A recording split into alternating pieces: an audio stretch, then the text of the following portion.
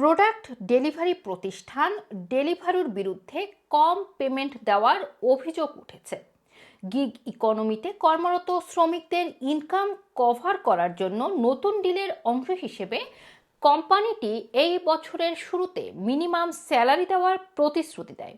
এতে প্রতি ঘন্টায় 12 পাউন্ড পেমেন্ট দেওয়ার কথা বলা হয়, কিন্তু এখন দেখা যাচ্ছে তারা ড্রাইভারদের মিনিমাম স্যালারির নিচে বেতন দিচ্ছে।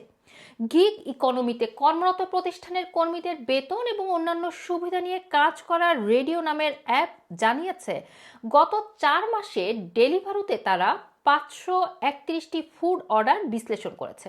এতে দেখা গেছে মে মাসে 278টি ক্ষেত্রে ড্রাইভারকে প্রতিশ্রুতি অনুযায়ী ঘন্টায় 12 পাউন্ড অর্থ দেওয়া হয়নি, অথচ জিএমবি ইউনিয়নের সাথে ডেলিভারু প্রতি ঘন্টায় 12 পাউন্ড স্যালারি দিতে সম্মত হয়েছিল।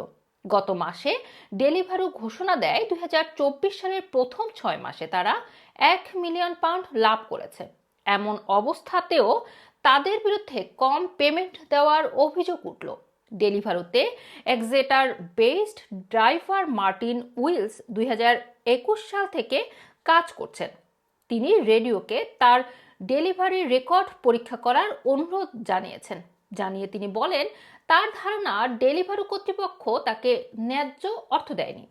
তারা 48% অর্ডারের মিনিমাম বেতনের নিচে পেমেন্ট করে থাকে, অর্থাৎ 48% মানুষ কম বেতন পাচ্ছে।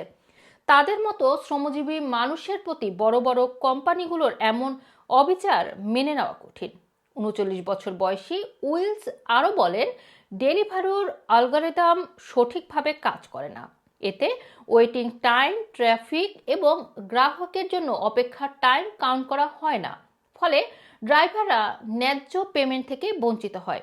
তাই ডেলিভারিকে জবাবদিহিতার আওতায় আনতে হবে। রেডিওর কো-ফাউন্ডার আলফি পার্সি জানিয়েছেন, বিশ্লেষণে দেখা গেছে ডেলিভারু তার মিনিমাম পাবলিক প্রতিশ্রুতি পূরণ করতে ব্যর্থ হয়েছেন। তারা এমন শত শত উদাহরণ খুঁজে পেয়েছেন যেখানে ন্যায্য বেতন দেওয়া হয়নি। এদিকে এসব অভিযোগের বিষয়ে ডেলিভারির একজন মুখপাত্র শতভাগ স্বচ্ছতা নিশ্চিত করে প্রতি ঘন্টায় 12 পাউন্ড পেমেন্ট দেওয়ার নিশ্চয়তা দিয়েছেন। এই পলিসি বাস্তবায়নের জন্য বছর শেষে অ্যাসেসমেন্ট করার ঘোষণাও দিয়েছেন তিনি। রুমানা রাখি, রানা টিভি, লন্ডন।